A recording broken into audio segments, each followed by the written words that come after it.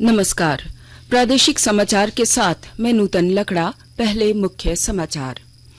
गृह मंत्रालय ने अग्निवीरों को केंद्रीय सशस्त्र पुलिस बलों में भर्ती के लिए 10% आरक्षण देने का किया फैसला। आयु सीमा में 3 वर्ष की मिलेगी छूट। पूर्व मध्य और पूर्व रेलवे ने छात्र आंदोलन को देखते हुए आज कई ट्रेनों का परिचालन किया स्थगित। झारखंड हाईकोर्ट ने धनबाद के एडीजी उत्तम आनंद की मौत मामले में सीबीआई से 22 जुलाई तक मांगी रिपोर्ट। राज्य में सहायक अध्यापकों के आकलन परीक्षा 17 जुलाई को, 22 जून तक प्रमाण पत्रों का होगा सत्यापन। और झारखंड की 5 खिलाड़ियों का अंडर 17 राष्ट्रीय महिला फुटबॉल टीम में चयन। नॉर्वे और इटली का करेंगी दौरा। और अब समाचार विस्तार से। गृह मंत्रालय ने अग्निवीरों को केंद्रीय सशस्त्र पुलिस बलों और असम राइफल्स में भर्ती के लिए 10% आरक्षण देने का फैसला किया है। गृह मंत्री के कार्यालय ने ट्वीट में बताया है कि आरक्षण के अलावा अग्निवीरों को आयु सीमा में 3 वर्ष की छूट भी दी जाएगी। अग्निवीरों के पहले बैच के लिए आयु सीमा में छूट 5 वर्ष की होगी। इधर नौसेना अध्यक्ष एडमिरल आर हरिकुमार ने कहा है कि अग्नि योजना मेड इन इंडिया और मेड फॉर इंडिया योजना है। प्रदर्शनकारियों से शांति बनाने की अपील करते हुए नौसेना अध्यक्ष ने कहा कि उन्हें अग्निपथ योजना को पढ़ना और समझना चाहिए, क्योंकि यह योजना राष्ट्र सेवा का अवसर है। नौसेना प्रमुख ने बताया कि वे इस योजना की आरंभिक नियोजन टीम के साथ लगभग 1.5 वर्ष तक जुड़े रहे थे।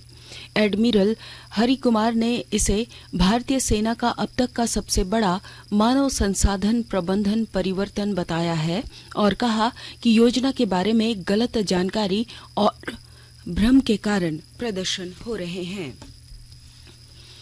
पूर्व मध्य रेलवे और पूर्व रेलवे ने अग्निपथ योजना के खिलाफ हो रहे छात्र आंदोलन को देखते हुए आज कई ट्रेनों के परिचालन को स्थगित कर दिया है। इसमें हटिया इस्लामपुर एक्सप्रेस अप और down, Howrah Ranchi Shatabdi express up और down, Anand Vihar Ranchi Sampark Kranti express, Gorakhpur Hatia Maurya express up और down, Ranchi Dumka express, Ranchi Godda express, Purnia court Hatia express, Patna Ranchi Jan Shatabdi express up और डाउन और पटना हटिया एक्सप्रेस शामिल हैं। इसके अलावा Dhanbad Patna intercity express, Patna Dhanbad Ganga Damodar express, Patna Hatia Pataliputra express भी आज नहीं चलेंगी। झारखंड उच्च न्यायालय ने धनबाद के अपर जिला एवं सत्र न्यायाधीश उत्तम आनंद की मौत मामले में सीबीआई को 22 जुलाई तक प्रगति रिपोर्ट देने को कहा है। मुख्य न्यायाधीश डॉक्टर रवि रंजन और सुजीत नारायण प्रसाद की अदालत ने स्वतः संज्ञान से दर्ज जनहित याचिका पर सुनवाई करते हुए सीबीआई को यह निर्देश दिया। अदालत में सीबीआई की ओर से बताया गया कि इस मामले की हर एंगल से जांच लगातार की जा रही है। जांच में षड्यंत्र रचे जाने समेत अन्य पहलुओं का विशेष ध्यान रखा जा रहा है। आपको मालूम हो कि पिछले वर्ष 28 जुलाई को एक ऑटो द्वारा धक्का मारने की वजह से जज की मौत हो गई थी। गिरिडीह जिले में महिला सशक्तिकरण को लेकर कई योजनाएं चलाई जा रही हैं। महिलाओं को रोजगार से जोड़ा जा रहा है और ब्यौरा दे रहे हैं हमारे गिरिडीह संवाददाता। भारत सरकार महिलाओं के आर्थिक विकास के लिए कटिबद्ध है। महिला सशक्तिकरण की दिशा में गिरिडीह जिला प्रशासन ने बड़ा फैसला लिया है। JSLPS के तहत सामुदायिक निधि एवं रिवॉल्विंग फंड के रूप में 1,05,50,000 रुपए का वितरण नगर भवन में विभिन्न सखी मंडलों के बीच किया गया। 511 सखी मंडलों को 8,92,00,000 रुपए का बैंक लिंकेज की सुविधा दी गई। इस मौके पर भारत सरकार के शिक्षा राज्य मंत्री अन्नपूर्णा देवी ने कहा कि केंद्र की नरेंद्र मोदी सरकार आधी आबादी को मुख्य धारा में जोड़ने के लिए गंभीर प्रयास कर रही है। रमेश प्रभाकर, आकाशवाणी समाचार, गिरिडीह। दक्षिण पूर्व रेल मंडल के तहत लगभग 158 किलोमीटर लंबी हटिया बांडामुंडा रेल लाइन के दोहरीकरण के कार्य में तेजी लाई जा रही है। इसके लिए वित्त वर्ष 2022-23 में 400 करोड़ रुपए की स्वीकृति दी गई है। रांची रेल मंडल के डीआरएम प्रदीप गुप्ता ने बताया कि गोविंदपुर रोड पकरा रेल लाइन के दोहरीकरण का कार्य इस वर्ष पूरा करने का लक्ष्य रखा गया है। वहीं पकरा औरंगा लाइन की दोहरीकरण अगले वर्ष तक पूरा हो जाएगा। उन्होंने बताया कि राजधानी रांची के चुटिया पावर हाउस, निफ्ट के एचएसी गेट और पिस्का गेट के पास रेल ओवरब्रिज बनाने के प्रस्ताव को रेल मंत्रालय ने स्वीकृति दे दी है। आकाशवाणी के ताज़ा तरीन समाचारों के लिए आप हमारे वेबसाइट newsonair.com पर लॉग ऑन कर सकते हैं। ताज़ा समाचार Twitter handle @AIR news alerts और Facebook page All India Radio news पर भी उपलब्ध है। आप प्रादेशिक समाचार एकांश के ट्विटर हैंडल @AIR न्यूज़_रांची और फेसबुक, इंस्टाग्राम पेज तथा YouTube channel AIR news Ranchi पर भी हमारे बुलेटिन सुन सकते हैं। प्रादेशिक समाचार आप आकाशवाणी रांची से सुन रहे हैं और अब पेश है कोरोना से बचाव के कुछ संदेश।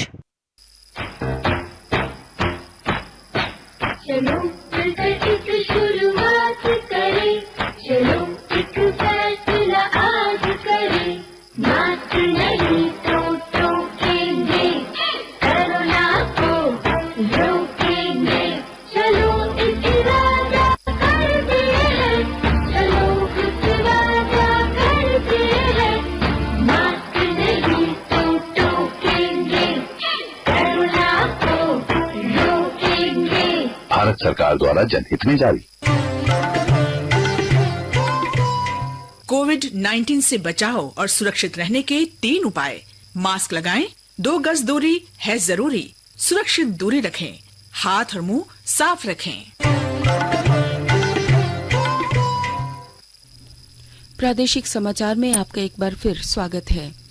राज्य में सहायक अध्यापकों की पहली आकलन परीक्षा 17 जुलाई को ली जाएगी। झारखंड शिक्षा परियोजना परिषद द्वारा आयोजित होने वाली इस परीक्षा में लगभग 48,000 सहायक अध्यापक शामिल होंगे।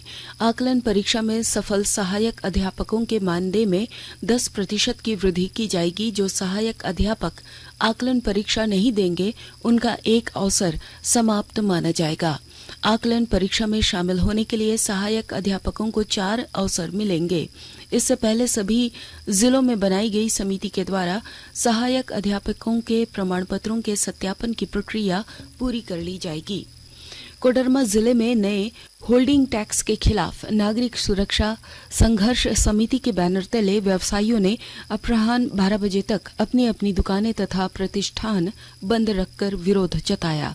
उन्होंने कहा कि राज्य सरकार ने होल्डिंग टैक्स में 4 गुना बढ़ोतरी की है, जो किसी लिहाजे से उचित नहीं है। उन्होंने होल्डिंग टैक्स जमा नहीं करने का भी निर्णय लिया। वार्ड पार्षदों ने भी रैली निकालकर होल्डिंग टैक्स में बढ़ोतरी का विरोध किया। देवघर नगर निगम ने साफ सफाई और ठोस अपशिष्ट प्रबंधन का कार्य कर रही एजेंसी पर 3 लाख रुपए का जुर्माना लगाया है। कंपनी को शोकॉज जारी कर 24 घंटे के अंदर जवाब देने को कहा गया। नगर निगम के प्रशासक शैलेंद्र कुमार लाल ने बताया कि एजेंसी की कार्यशैली असंतोषजनक पाए जाने को लेकर यह कार्रवाई की गई है। उन्होंने बताया कि आगामी श्रावणी मेले के मद्देनजर मंदिर परिसर और मेला क्षेत्र की सफाई अभियान लगातार चलाया जाएगा। पाकुड़ जिले में जिला प्रशासन द्वारा अवैध क्रशरों को ध्वस्त किए जाने के बाद मजदूरों को रोजगार उपलब्ध कराने की पहल शुरू कर दी गई है। विस्तृत ब्यौरा दे रहे हैं हमारे संवाददाता।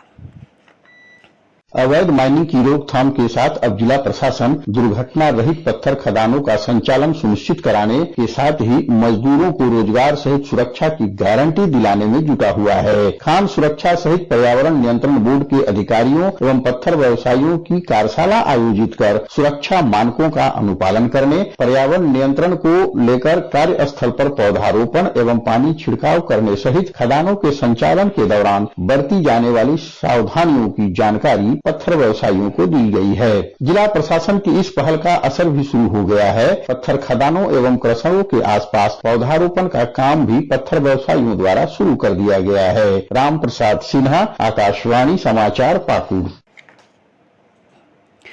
देश में पिछले 24 घंटे में कोरोना से संक्रमित 13,216 नए मरीज मिले हैं। इस अवधि में कोरोना महामारी को मात देने वालों की संख्या 8,148 रही। वहीं कोरोना से 23 लोगों की मौत हुई है। उधर केंद्रीय स्वास्थ्य मंत्रालय के मुताबिक राष्ट्रव्यापी टीकाकरण अभियान के तहत अब तक 146 करोड़ 42 हजार से ज़्यादा कोरोना रोधी टीकों की खुराक दी जा चुकी है। पिछले 24 घंटों में लगभग 15 लाख से ज़्यादा टीके लगाए जा चुके हैं। राजधानी रांची के पंडरा थाना क्षेत्र में सगे भाई बहन की हत्या किए जाने का मामला सामने आया है, जबकि बच्चे की मां गंभीर रूप से जख्मी है। दोनों बच्चे डीएवी बरियातू के विद्यार्थी थे। इसकी जानकारी मिलने के बाद पुलिस और एफएसएल की टीम ने घटनास्थल पर पहुंचकर पूरे मामले की छानबीन की। हत्या की इस घटना के पीछे की वजहों और इनमें शामिल अपराधियों की शिनाख्त के लिए पुलिस ने कार्रवाई शुरू कर दी है।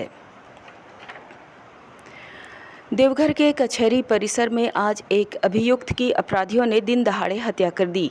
अपराधियों ने इस घटना को उस वक्त अंजाम दिया जब उसे बिहार पुलिस पेशी के लिए देवघर कोर्ट ले जा रही थी।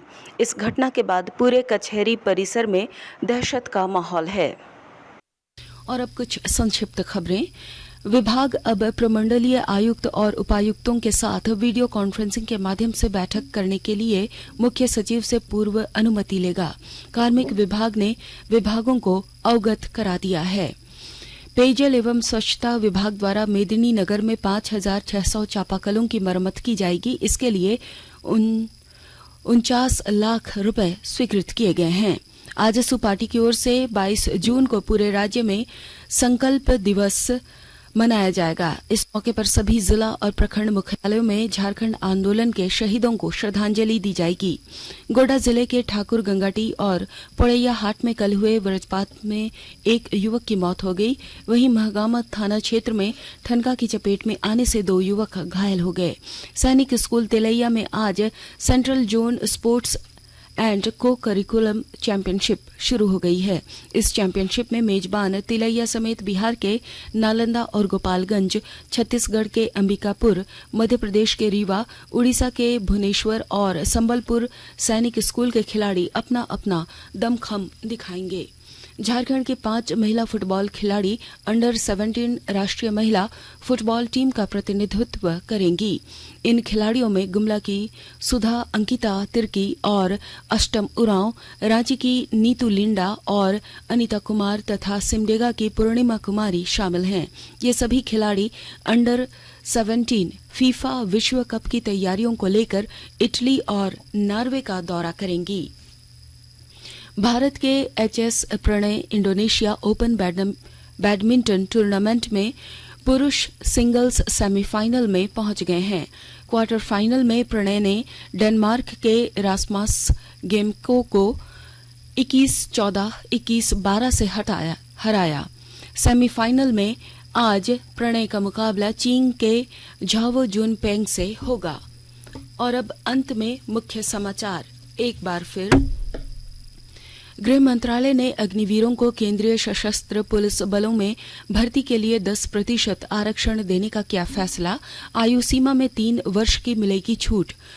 पूर्व मध्य और पूर्व रेलवे ने छात्र आंदोलन को देखते हुए आज कई ट्रेनों का परिचालन किया स्थगित। झारखंड हाईकोर्ट धनबाद के एडीजी उत्तम आनंद की मौत के मामले में सीबीआई से 22 जुलाई तक मांगी रिपोर्ट। राज्य में सहायक अध्यापकों की आकलन परीक्षा 17 जुलाई को, 22 जून तक प्रमाण पत्रों का होगा सत्यापन। और झारखंड की 5 खिलाड़ियों का अंडर 17 राष्ट्रीय महिला फुटबॉल टीम में चयन, नॉर्वे और इटली का करेंगी दौरा। इसके साथ ही आकाशवाणी रांची से प्रादेशिक समाचार का ये बुलेटिन समाप्त हुआ। नमस्कार।